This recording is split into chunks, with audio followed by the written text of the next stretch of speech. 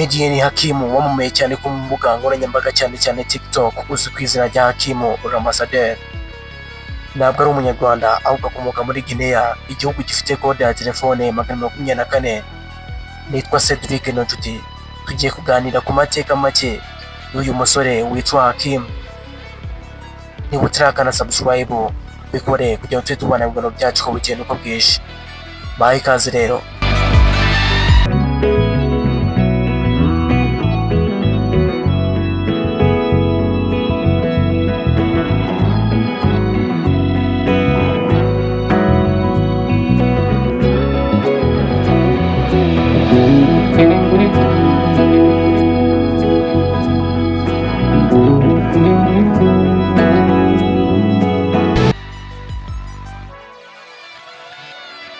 Nkuko twabivuze, uyu musore aturuka muri Guinea ariko akora ubuhanzi bwe cyane cyane mu gihugu cya Senegal, mu murwa mukuru waho. Mbere yo kwamamara cyane nka comedian, Hakim yari asanzwe ari umushoferi. Yatangiriye kuri TikTok ashyiraho video zisekeje, aho yigaragazaga afite ubwanwa bwera bw'ikimenyetso ndangabuhanzi bwe, yirukana cyangwa ahiga abantu bakora ibibazo mu mihanda yo mu mujyi wa Senegal.